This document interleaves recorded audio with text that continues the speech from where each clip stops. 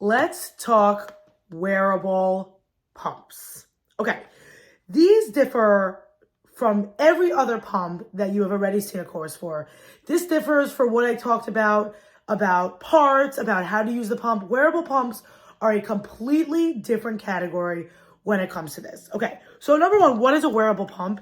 A wearable pump means that you can wear it in your bra. There's no wires. There's no tubing. The flange is inside. Everything is connected. It's one piece, okay? And it goes inside each of your bras.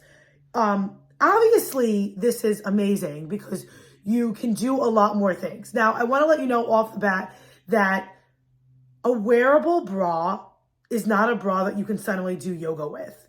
I think that's like the hardest thing, is that we think that we're going to have like all this freedom back. Now, it's definitely a lot more freedom. It's obviously easier to use a wearable pump than it is to use a pump with wires and stuff, but like you are still very aware. I remember when I was using the LV for sure, it would leak a lot. The Willow was a little bit better with leaking. It kind of depends on what pump you have, but you're still not like bending over all over the place. So I just want like your expectations about what you're doing for a wearable pump to be where it is. Okay, that's number one.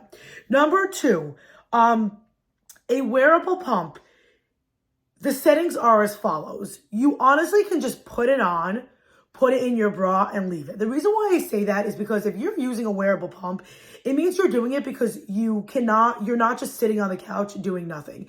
It means that you need to either be like attending to something else, you're driving, you're concentrating on something else, which means that if you are now concentrating on the settings of the pump, that's taking away from what you're supposed to be doing. So I feel very comfortable telling moms that if you're using a wearable pump, to just go ahead, turn it on and leave it be. Now, with that being said, I do not want you using a wearable pump more than 1 or 2 times a day.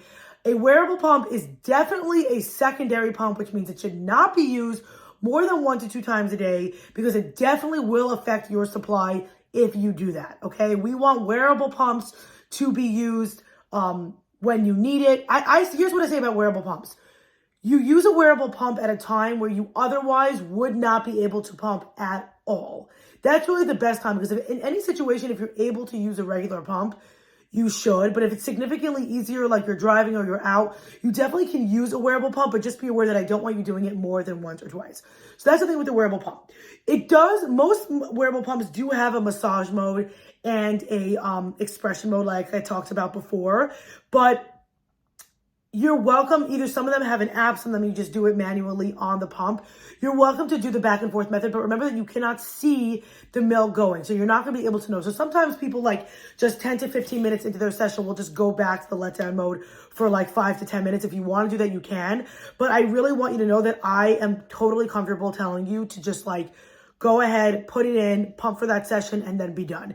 You will get less output. I can't tell you how many times people will be like, what can I do? I get less output out of this wearable pump than I do out of a primary.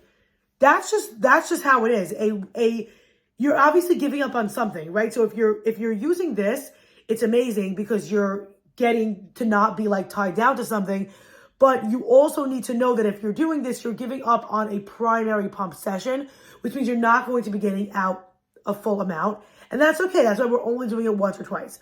Something else that you need to know about a wearable pump is that as of the time that I'm making this course, they really do not have a lot of flange sizes. Some of them, they all have like 21, 24, and like 28. A lot of times you have to pay extra for the other sizes. Some of them don't even have them.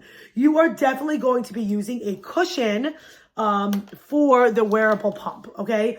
Cushions, which you'll find in my resources, goes directly into the wearable pump and it makes it smaller. So this is a size 24 flange. You put the size 15 cushion in it, and now you made it a 15. Obviously, ideally, if they made a 15, I would tell you to just get the right size. But as of right now, wearable pumps are not as, they just don't have as many sizes as you need. So most companies will just offer that you can buy a cushion, or you can get it from my Amazon.